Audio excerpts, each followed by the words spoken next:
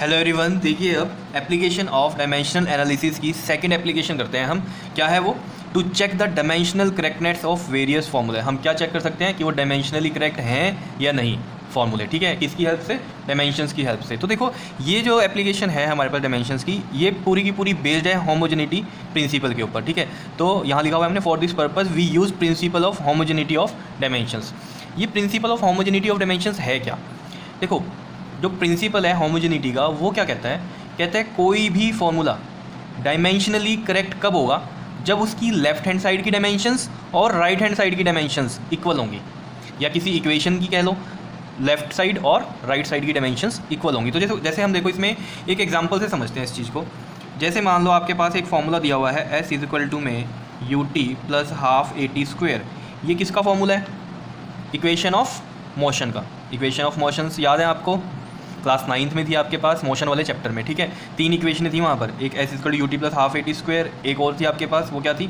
v equal to में u plus at, और एक थी v² minus u² equal to में 2as। ये भी थे आपके पास। इक्वेशन बोल दो, इनको फॉर्मूले बोल दो, ये सब था या नहीं? तो यहाँ पर आपको अगर याद हो, ये जो s होता है, s क्या था हमारे पास? डिस्प्लेसमेंट थी। क्या थी? डिस्प्लेसमेंट। और u क्या थी? इनिशियल वेलोसिटी, मतलब मैं वेलोसिटी कंसीडर कर सकता हूँ इसको। समझ रहे हो बात को? और यहाँ a जो है ये क्या था? एक्सेलरेशन था, एक्सीलरेशन। ठीक है, और t क्या है? टाइम है। यही सब था। जैसे इस इक्वेशन देखें तो v क्या थी? फाइनल वेलोसिटी, तो वेलोसिटी ही है एक तरह की। समझ रहे हो बात को? तो हमें ये मान लो गिवन है, ठीक है, ऐसे इक्वेशन कह दो, फॉर्मूला कह दो। ठीक है, जो प्रिंसिपल ऑफ होमोजेनिटी है वो क्या कहती है? अब कहती है कि इसकी जो ये लेफ्ट साइड है इसकी डायमेंशन और इसकी राइट साइड की डायमेंशन ये क्या होनी चाहिए? इक्वल होनी चाहिए, तब ये डायमेंशनली करेक्ट है फॉर्मूला। समझ रहे हो? तो देखो सोचते हैं इसको कैसे करना है। देखो ये क्या है? s मतलब डिस्प्लेसमेंट। ठीक है, तो मैं यहाँ लिखता हूँ left hand side. Left hand side में s है। ठीक है, इसकी डायमेंशन बताओ जरा। डिस्प्लेसमेंट है ये, डिस्प्लेसमेंट की डायमेंशन क्या होगी? l होगी। डिस्प्लेसमेंट मतलब एक तरह से डिस्टेंस, डिस्टेंस मतलब क्या? एक तरह से लेंथ की बात हो रही है। समझ लो मेजरमेंट किस में होती है उसकी? एक तरह से लेंथ है ना, कि आप कहते हो कितनी डिस्प्लेसमेंट है, 2 मीटर 3 मीटर, इस तरीके से। ठीक है, वो किसके आप किस उसमें बात कर रहे होते हो उसकी डिस्टेंस या डिस्प्लेसमेंट की, लेंथ की टर्म्स में। ये मैंने डायमेंशंस में भी आपको क्लियर की है चीज़। ठीक है, और देखो अब यहाँ पर मैं वो टर्म्स ही लिखूंगा जो जीरो है। जैसे m जीरो होगी, इसमें t जीरो होगी। ठीक है, तो मैं वो नहीं लिख रहा हूँ क्योंकि उनकी पावर जीरो है तो वैल्यू 1 ही होती है। ठीक है, तो उनको नहीं लेके चल रहे हैं इसमें, नहीं तो बहुत कन्फ्यूजन होगी आपको। ठीक है, तो सिर्फ बस जो हैं जिनकी पावर्स कुछ हैं उनको लेके चलेंगे, जिनकी पावर जीरो रहेगी उनको नहीं तो वैसे इसकी डायमेंशन अगर लिखते हैं हम प्रॉपर ढंग से तो कैसे लिखते हैं? m0 l1 t0 ऐसे लिखते हैं डिस्प्लेसमेंट के लिए, या नहीं? लेकिन इसमें l ही रखेंगे सिर्फ क्योंकि m0 है, t भी 0 है। क्लियर? अब बात कर लेते हैं राइट हैंड साइड की। देखो राइट हैंड साइड में अगर आप देखो, राइट हैंड साइड में क्या है आपके पास? ut plus half at²। तो देखो ये कितना है आपके पास? ut प्लस में हाफ at का स्क्वायर। तो इसकी डायमेंशन देखो कैसे लिखेंगे। ठीक है, देखो इसको मैं आपको यहाँ करके दिखाता हूँ अलग से। जैसे u है और t है, ठीक है, इसकी अलग से लिखता हूँ डायमेंशन। u क्या है? वेलोसिटी है। वेलोसिटी की बताओ डायमेंशन क्या होती थी? l(t-1)। जिसको नहीं पता है डायमेंशंस वेलोसिटी की, देखो इनिशियल है चाहे फाइनल है तो वेलोसिटी ना, वेलोसिटी की डायमेंशन l(t-1)। जिसको नहीं पता है वो एक बार डायमेंशंस वाला टॉपिक देख लो। ठीक है, और टाइम है, टाइम की क्या रहने वाली है? t ही रहने वाली है। ठीक है, अब कईयों के माइंड में आ रहा होगा वहाँ पर तो वेलोसिटी की जो आपने डायमेंशंस लिखी थी वो लिखी थी m0 l(t-1) इस तरीके से लिखी थी। ठीक है, तो वो सही है, वहाँ MLT में हम रिप्रेजेंट कर रहे थे, इस वजह से लिखा। M को भी हमने लिखना जरूरी समझा वहाँ पर। लेकिन यहाँ मैंने आपको पहले बोल दिया था जिनकी वैल्यूज जीरो हैं, जिनकी पावर जीरो है, उसको कंसीडर नहीं करते। ठीक है, तो LT-1 ही बनता है वेलोसिटी का। जिसको नहीं आता वो निकाल के देख लेना फॉर्मूले से। ठीक है, क्या होगा फॉर्मूला वेलोसिटी का? डिस्प्लेसमेंट अपॉन में टाइम। आता है कि नहीं निकालना? डिस्प्लेसमेंट लेंथ और टाइम t। देखो मैं बता ही देता हूँ एक बार। वेलोसिटी की डायमेंशन जो फॉर्मूला होता है वो क्या होता है? डिस्प्लेसमेंट अपॉन में टाइम। डिस्प्लेसमेंट हम l से लिख रहे हैं और टाइम t से। समझ रहे हो? तो ये l ऊपर, ये t की पावर नीचे 1 है तो ऊपर जाके -1 बन जाएगा इस तरीके से, और टाइम t ही है, इस तरीके से करेंगे। ठीक है, अब देखो ये l है, t की पावर कितनी है? -1, तो इसको मैं नीचे लिख सकता हूँ, t की पावर +1 बन गई। क्लियर? और इधर से क्या है आपके पास? ये देखो जरा, इधर से है t। ठीक है, और देखो मल्टीप्लाई में ही सही है क्योंकि u और t मल्टीप्लाई में, तो इनकी डायमेंशन में मल्टीप्लाई में, तो ये t से t कैंसिल नहीं हो जाएगा, क्या बचेगा? सिर्फ l। तो यानी कि ut की जो डायमेंशन है अगर कंबाइंड हम देखें वो कितनी बची है हमारे पास? l बची है। क्लियर? तो ut के नीचे हम लिख देते हैं यहाँ l।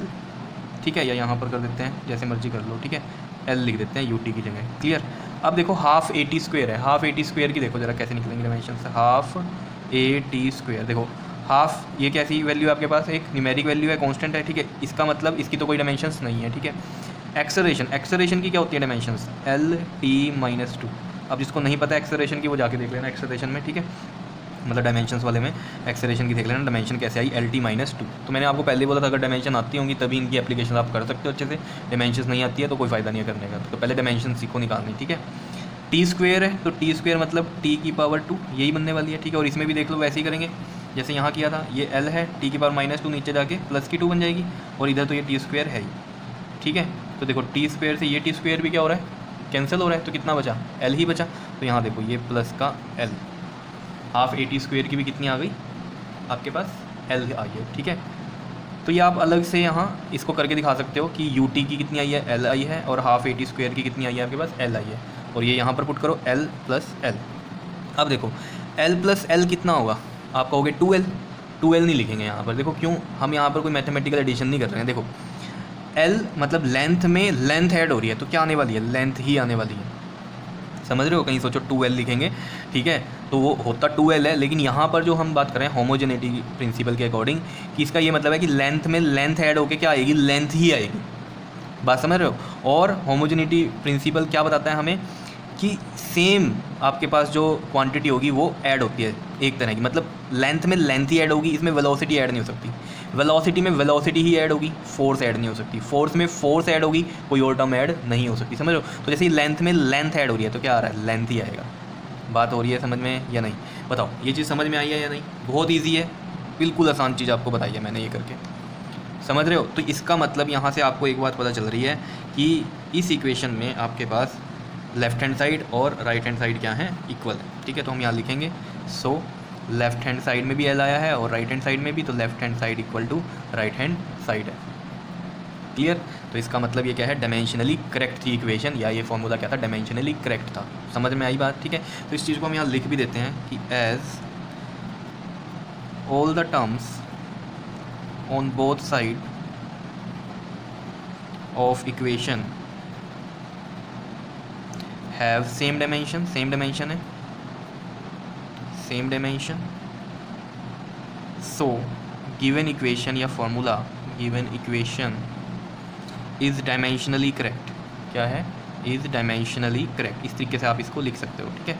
तो ये क्वेश्चन भी आ सकता था इस तरीके का, तो अगर क्वेश्चन आता तो यहाँ क्वेश्चन में क्या होता, तो क्वेश्चन इस तरीके से लिखा होता आपके पास, चेक द करेक्टनेस या check the dimensional correctness of equation of motion, equation of motion की ही, क्योंकि ये आपके पास क्या है, इक्वेशन थी, इस तरीके से आ सकता है, समझ रहे हो बात को या नहीं, ठीक है।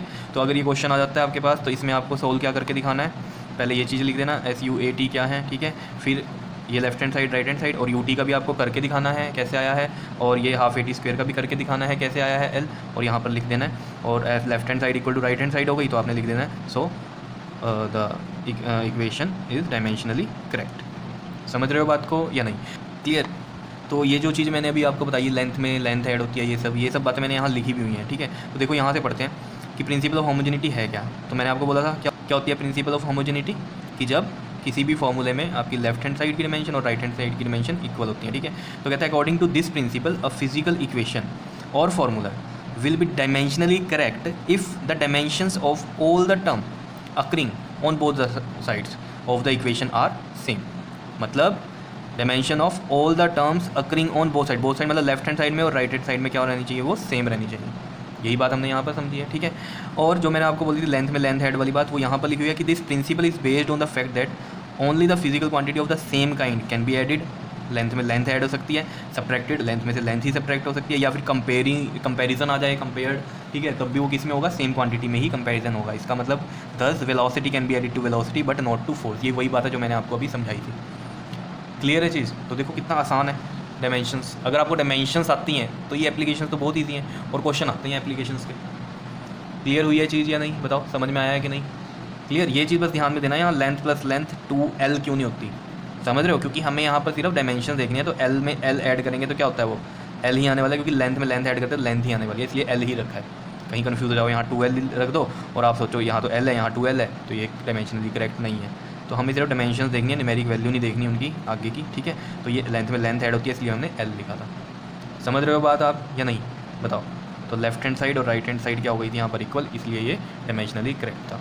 तो एग्जांपल से आपको ये चीज़ समझ में आ रही होगी कि क्या है, क्लियर? तो तभी मैं बोलता हूँ न्यूमेरिकल अगर आपको आ जाता है समझ में तो आपको थ्योरी अपने आप ही समझ में आ जाती है। बताओ क्लियर है या नहीं बात? ठीक है, तो इसे नोट कर लेना अच्छे से। नेक्स्ट वीडियो में इसका नेक्स्ट क्वेश्चन देखते हैं कि क्या है। क्लियर? Okay, thank you.